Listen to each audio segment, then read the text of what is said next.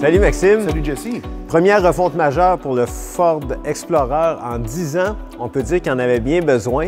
Et même si on ne le remarque pas vraiment là, au premier coup d'œil parce que la silhouette ressemble beaucoup à celle de l'ancienne génération, tout a été repensé pour 2020. Oui, une toute nouvelle plateforme basée sur les roues arrière motrices. À noter par contre que la traction intégrale fait maintenant partie de l'équipement de série. Mais l'intérieur, tout a été repensé. La plupart des Explorer que vous allez trouver auront un moteur 4 cylindres, mais, bonne nouveauté, maintenant, la version hybride est disponible. Et lorsqu'on aura des versions beaucoup plus cossues, plus luxueuses, on aura droit à un moteur beaucoup plus puissant. Ouais, comme dans le cas de cette version ST, on parle d'un V6 biturbo de 400 chevaux dans un VUS populaire. Là, on ne voyait pas ça il y a quelques années encore.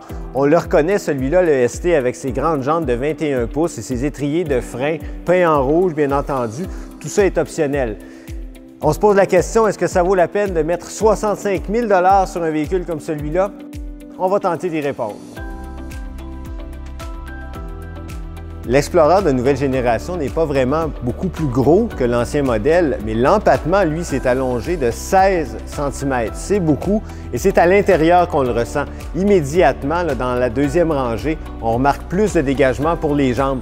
Et même à l'arrière, dans la troisième, c'est quand même assez vaste là, pour des adultes, à condition d'accepter d'avoir les genoux un peu dans le front parce que la banquette est très basse. Mais ça, c'est commun à peu près à tous les modèles du segment.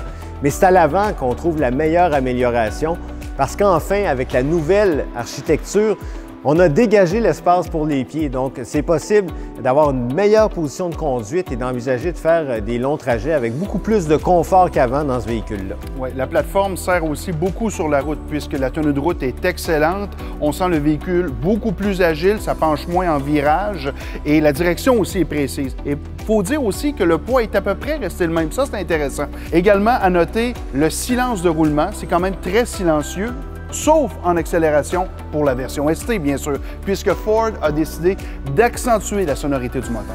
Bon, alors on fait passer un petit bruit artificiel dans les haut-parleurs. Pas déplaisant, pas nécessaire non plus, mais on s'y fait. Ce qu'on aime, ce sont les 400 chevaux du moteur qui répondent toujours présents. Alors ça donne des accélérations vives, des dépassements rapides comme l'éclair.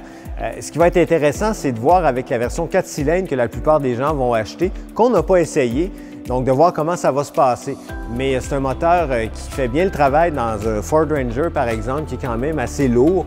Alors, avec la capacité de remorquage qui a augmenté de 300 livres en 2020 pour atteindre 5300, on peut quand même être assez confiant.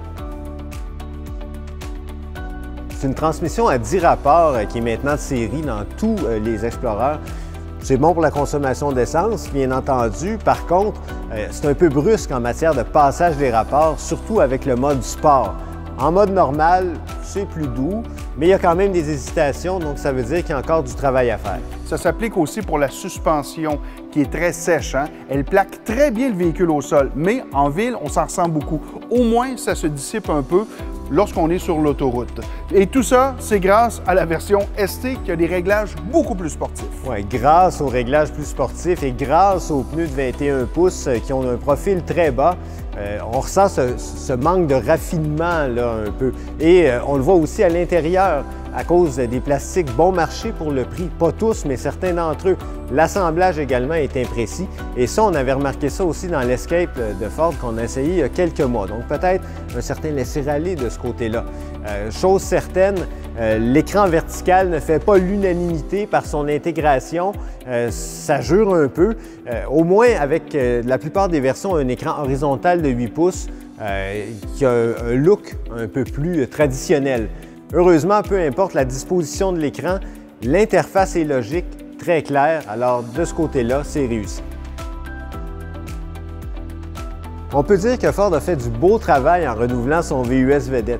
L'Explorer est spacieux, puissant, agréable à conduire et parfaitement à jour sur le plan de la sécurité et de la technologie. Oui, il y a 3-4 correctifs à apporter, mais ça, c'est pas trop grave. Le plus gros défaut, c'est probablement le prix. Oui, on n'a plus de version abordable du Explorer. On veut ainsi faire plus de place au Ford Edge. Ça va être compliqué parce que la concurrence est moins chère et plus équipée. Imaginez, pas de siège chauffant à 47 000 $. Ça fait mal un peu, ça. C'est un peu chiche. Donc, ça va être à surveiller comment ce véhicule-là va se débrouiller dans la catégorie qui est très compétitive. Et aussi, on jette un œil, on garde un œil sur la fiabilité qui n'est pas toujours parfaite là, chez Ford. Pour en savoir plus, consultez caaquebec.com/essai routier. Ou si vous êtes membre, appelez les services conseils automobiles qui répondront à toutes vos questions.